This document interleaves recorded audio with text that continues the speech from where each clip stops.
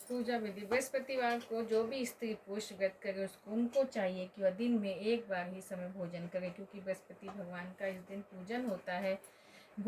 भोजन पीले चने की दाल आदि का करें, परंतु नमक नहीं खावें। पीले वस्त्र पहने, पीले ही फूलों का प्रयोग करें, पीले चंदन से पूजा करें। पूजन के बाद प्रेम पूर्वक गुरु महाराज की कथा सुननी चाहिए। इस व्रत को करने से मन की इच्छाएं पूरी होती हैं, बृहस्पति महाराज प्रसन्न होते हैं तथा धन पुत्र विद्या तथा मनोवांछित फलों की प्राप्ति होती है। परिवार को सुख शांति मिलती है। इसीलिए सर्वश्रेष्ठ और अति फलदायक जब सब स्त्री पुरुषों के लिए इस व्रत में केले का पूजन करना चाहिए। कथा और पूजन के समय तन मन क्रोध वचनों से शुद्ध होकर जो इच्छा हो बृहस्पति देव की प्रार्थना करनी चाहिए। उनकी इच्छाओं से वो बृहस्पति देव पूर्ण करते हैं और मन में डर विश्वास रखना चाहिए। श्री बृहस्पतिवार व्रत कथा। भारतवर्ष में एक राजा राज करता था। वह बड़ा प्रतापी था, दानी था। वह नित्य गरीबों और ब्राह्मणों की सहायता करता था। यह बात उसकी रानी को अच्छी नहीं लगती थी और न ही गरीबों को दान देती और न ही भगवान का पूजन करती, न ही भगवान का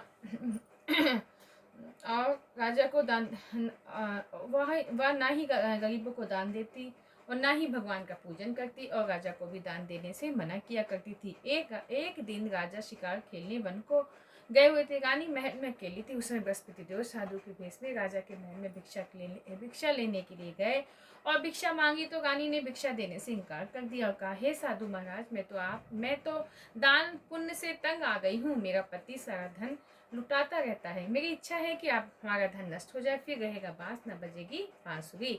साधु ने कहा, देवी तुम तो बड़ी अजीब हो। धन संतान तो सभी चाहते हैं, पुत्र और लक्ष्मी के पापी के घर में भी होना चाहिए। यदि तुम्हारे पास अधिक धन है तो भूखों को भोजन दो, प्यासों के लिए प्यारो बनवाओ, मुसाफिरों के लिए धर्मशाला खुलवाओ। जो निधन अपनी कुंवारी कन्या का विवाह नहीं करा सकते हैं उनका विवाह कर दो। ऐसे कई काम हैं जिनके करने से तुम्हारा यश लोक परलोक में फैलेगा। परंतु रानी पर उपदेश का कोई प्रभाव न पड़ा। वो बोली, महाराज आप मुझे कुछ न समझाएं, मैं ऐसा धन नहीं चाहती जो हर जगह बांटती हूँ। साधु ने उत्तर दिया, यदि तुम्हारी ऐसी इच्छा है तो तुम ऐसे ही करना। बृहस्पतिवार को घर लीप कर पीली मिट्टी से ने अपना सिर धोकर स्नान करना, भट्टी चढ़ाकर कपड़े धोना। ऐसा करने से आपका सारा धन नष्ट हो जाएगा। इतना कहकर वहां से साधु महाराज आलोक हो गए। जैसे वह साधु कह गया था रानी ने वैसे ही किए। 6 बृहस्पतिवार ही बीते थे, उसका समस्त धन नष्ट हो गया। भोजन के दोनों तरसने लगे, सांसिक भोग से दुखी है। तब वह राजा रानी से कहने लगे कि तुम यहाँ पे रहो, मैं दूसरे देश में जाऊँ, क्योंकि यहाँ पर मुझे सभी मनुष्य जानते हैं, इसलिए कोई भी कार्य नहीं कर सकता। देश चोरी परदेश भी बराबर है। ऐसा कहकर राजा परदेश चला गया। वह जंगल को जाता, लकड़ी काट कर लाता और जंग शहर में बेचता। इसी तरह जीवन व्यतीत करने लगा। एक दिन दुखी होकर जंगल में एक पेड़ के नीचे निश्चित रूप से आसन जमा कर बैठ गया। वह अपनी दशा को याद करके व्याकुल होने लगा। बृहस्पतिवार का दिन था। एकाएक उसने देखा कि निर्जन वन में एक साधु प्रकट हुआ है। साधु वेश में स्वयं बृहस्पति देवता थे। लकहारे के सामने आकर बोले, हे लकहारे, तुम इस सुनसान जंगल में चिंता मगन क्यों बैठा? लकहारे ने हाथ जोड़कर प्रणाम किया और कहा और उत्तर दिया, महात्मा जी आप सब कुछ जानते हो, मैं क्या कहूँ? यह कहकर रोने लगा। साधु को आत्मकथा सुनाई। महात्मा जी ने कहा, तुम्हारी स्त्री ने बृहस्पतिवार के दिन वीर भगवान का निरादर किया है, जिसके कारण रुष्ट होकर तुम्हारी यह दशा कर दी। अब तुम चिंता को दूर करके मेरे कहने पे चलो, तुम्हारे सब कष्ट दूर हो जाएंगे और भगवान पहले से भी अधिक संपत्ति देंगे। तुम बृहस्पतिवार के दिन पाठ किया करो।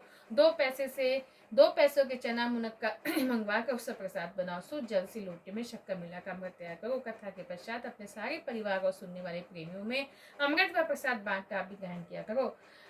ऐसा करने से भगवान तुम्हारी सब मनोकामनाएं पूरी करेंगे। साधु के ऐसे वचन सुनकर लकहारा बोला, हे प्रभु, मुझे लकड़ी बेचकर इतना पैसा नहीं मिलता है जिससे भोजन करने के उपरांत तो कुछ बचा सकूं। मैंने रात्रि में अपनी स्त्री को व्याकुल देखा, मेरे पास कुछ भी नहीं जिससे उसकी मैं खबर मंगा सकूं।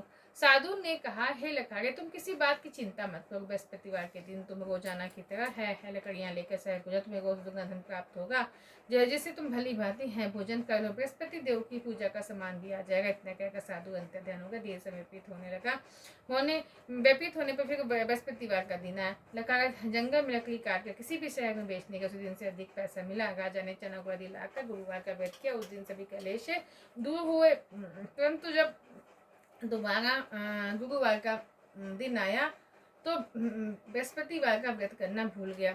इसी कारण बृहस्पति भगवान है नाराज हो गए। उस दिन से उस नगर के राजा ने विशाल यज्ञ का आयोजन किया। शहर में यह घोषणा करवा दी, कोई भी मनुष्य अपने घर में भोजन न बनावे, न आग जलावे, समस्त जनता मेरे यहाँ भोजन करने आवे।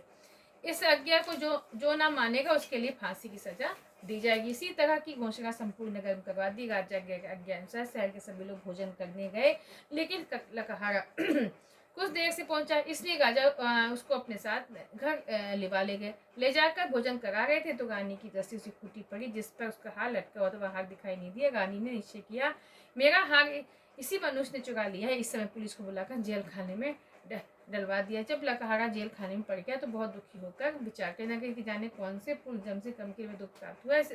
और उसी साधु को याद करने लगा जो जंगल मिला था। उसी समय तत्काल बृहस्पति देव साधु को पकड़ उसे दशा देकर कहने लगे, अरे मूर्ख, तूने बृहस्पति देव की है कथा नहीं कैसी का तुझे दुख प्राप्त हुआ। अब चिंता मत कर, बृहस्पतिवार के दिन जेल खाने के दरवाजे पर 4 पैसे पड़े मिलेंगे, उनसे तो बृहस्पति देव की पूजा करना, सभी कष्ट दूर हो जाए। बृहस्पति के रोज उसे 4 पैसे मिला। कार्य ने कथा कर रात्रि को बृहस्पति देव ने उस नगर के राजा को सपने में कहा, हे राजा, तुमने जिस आदमी को जेल खाने में बंद कर दिया है वह निर्दोष है, वह राजा उसे छोड़ देना। रानी का हार इसी खूंटी पर लटका है, अगर तू ऐसे नहीं करेगा तो मैं तेरे राज को नष्ट कर दूंगा। इसी तरह सपने को देखकर राजा प्रातःकाल उठा, खूंटी पर हार देकर लकहारे को बुलाकर क्षमा मांगी। तब लकहारे को यो सुंदर वस्त्र भूषण देकर विदा किया तथा विदा किया तथा राजा की आज्ञा अनुसार लकहारा अपने नगर को चल दिया। राजा ने जब अपने अपने नगर के निकट पहुंचा तो उसे बड़ा आश्चर्य हुआ। नगर में पहले से अधिक बाग, तालाब, कुएं तथा बहुत सी धर्मशाला, मंदिर आदि बन गए। राजा ने पूछा, ये किसके बाग धर्मशाला? तो नगर के सब लोग कहने लगे, यह सब रानी और बांदी के। तो राजा को आश्चर्य और गुस्सा भी आया। जब रानी ने खबर सुनी कि राजा आ गए तो उसे बांदी से कहा, हे दासी, हमें देख, राजा हमको कितनी बुरी हालत में छोड़ गए थे, हमारी ऐसी हालत देखकर वह लौट न जाए, इसलिए तू दरवाजे पे खड़ी हो जा। आज्ञा अनुसार दासी दरवाजे पे खड़ी हो गई। राजा आए तो उन्हें अपने साथ लिवा लाई। तब राजा ने क्रोध करके अपनी रानी से पूछा कि यह धन तुम्हें कैसे प्राप्त हुआ है? तब उन्होंने कहा, हमें यह सब धन बृहस्पति देव के व्रत के प्रभाव से प्राप्त हुआ है। राजा ने निश्चय किया, 7 रोज बाद तो सभी बृहस्पति देव का पूजन करते हैं, परंतु मैं रोजाना दिन में 3 बार कहानी करूंगा, रोज व्रत किया करूंगा। हर समय राजा के दुपट्टे में चने की दाल बंधी रहती, दिन में 3 बार कहानी कहता है। एक राजा विचार किया, चलो अपनी बहन क्या हुआ है। इस तरह निश्चय कर राजा घोड़े पे सवार हो अपनी बहन के यहाँ चको चलने लगा। मार्ग में से देखा कि कुछ आदमी एक मुर्दे को लिए जा रहे हैं। उन्हें रोककर राजा कहने लगा, अरे भाइयों, मेरी बृहस्पति देव की कहानी सुन लो। वे बोला, हमारा तो आदमी मर गया है, इसको अपनी कथा की पड़ी है। परंतु कुछ आदमी बोले, अच्छा कहो, हम तुम्हारी कथा भी सुनेंगे। राजा ने दाल निकाली और कथा जब आदि हुई तो मुर्दा हिलने लगा। जब कथा समाप्त हो गई तो मुर्दा उठ के खड़ा हो गया।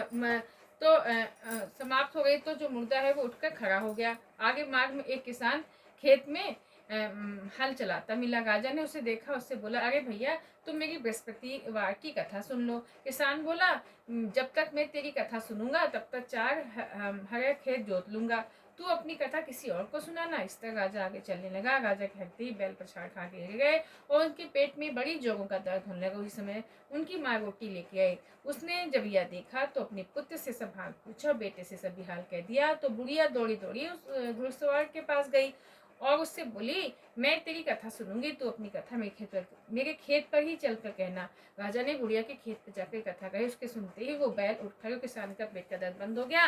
राजा अपनी बहन के घर पहुंचा। बहन ने भाई की खूब मेहमानी की। दूसरे रोज प्रातःकाल राजा जागा तो देखना सब लोग भोजन कर। राजा ने अपनी बहन से कहा, ऐसा कोई मनुष्य जिसने भोजन नहीं किया वह मेरी बृहस्पति की है कथा सुन ले। बहन बोली, भैया, यह देश ऐसे ही है, पहले यहाँ लोग भोजन करते, बाद में काम करते हैं, अगर कोई पड़ोस में तो देखा हूँ। ऐसा कहकर देखने चली गई, परंतु ऐसे कोई व्यक्ति नहीं मिला जिसे भोजन न किया हो। अतः वहाँ के घर गई, जिसका लड़का बीमार से मालूम नहीं हुआ कि उसके यहाँ 3 रोज से किसी ने भोजन नहीं किया। राजा ने अपनी भाई की है कथा सुनने के लिए कुमार से कहा और वह तैयार हो गया। राजा ने जब बृहस्पतिवार की है कथा कही तो उसको सुनकर उसका लड़का ठीक हो गया। अब राजा की प्रशंसा होने लगी। एक एक को राजा अपनी बहन से कहा, हे बहन, हम अपने घर को जाएंगे, तुम भी तैयार हो जाओ। राजा की बहन ने अपनी सास से कहा, सास ने कहा, हाँ चली जा, परंतु अपने लड़के को मत नहीं, क्योंकि तेरे भाई के कोई औलाद नहीं है। बहन ने भाई से कहा, हे भैया, मैं तो चलूंगी, कोई बालक नहीं जाएगा। जब राजा बोला, जब कोई बालक नहीं चलेगा तो तुम क्या करोगी। बड़े दुखी मन से राजा अपने नगर को लौट आया। राजा ने अपनी रानी से कहा, हम निर्वंशी राजा है, हमारा दुख देखने का धर्म नहीं और कुछ भोजन आदि नहीं किया। रानी बोली, हे प्रभु, बृहस्पति देव ने हमें सब कुछ दिया है, हमें औलाद अवश्य देंगे। उसी रात को बृहस्पति देव ने राजा के सपने में कहा। राजा उस सभी सोच को त्याग देते कि रानी गर्व से इस बात को ये राजा की यह बात सुनकर बड़ी खुशी, उस नवमहीने में गर्भ से एक सुंदर पुत्र पैदा हुआ। तब राजा बोला, हे रानी, स्त्री बिना भोजन के रह सकती है, बिना कहे नहीं कर सकती। जब मेरी बहन आवे तो मुझसे कुछ मत कहना। परंतु रानी ने सुनकर हाँ कर दिया। जब राजा की बहन ने यह शुभ समाचार सुना तो बहुत खुश हुई, तब बधाई लेकर अपनी भाई के आई। तब रानी ने कहा, घोड़ा चढ़ कर नहीं तो गधा चढ़ाई। राजा की बहन बोली, भाभी, मैं इस प्रकार न कहती तो तुम्हें औलाद कैसे मिलती। बृहस्पति देव ऐसे हैं जिसकी मन में कामनाएं हैं, सभी को पूर्ण करते हैं। जो सद्भावना पूर्वक बृहस्पतिवार का व्रत करता है, यौम कथा पढ़ता है अथवा सुनता है, दूसरों को सुनाता है, बृहस्पति देव उसकी मनोकामना पूर्ण करते हैं। भगवान बृहस्पति देव उसकी सदैव रक्षा करते हैं। संसार में सद्भावना से भगवान जी का पूजन व्रत सच्चे हृदय से करते हैं तो उनकी सभी मनोकामनाएं पूर्ण करते हैं। ऐसी सच्ची भावना से रानी और राजा ने उनकी कथा का गुणगान किया तो सभी इच्छाएं बृहस्पति देव जी ने पूर्ण की थी। इसलिए पूर्ण कथा सुनने के बाद प्रसाद लेके जाना चाहिए, हृदय से उसका मनन करने चाहिए। बोलो बृहस्पति देव की जय, बोलो विष्णु भगवान की जय, बोलो बृहस्पति देव की जय, बोलो विष्णु भगवान की जय, बृहस्पति देव भगवान की जय। अभी हमने बृहस्पतिवार की है कथा कर दी है। अब हम विष्णु भगवान की आरती करेंगे।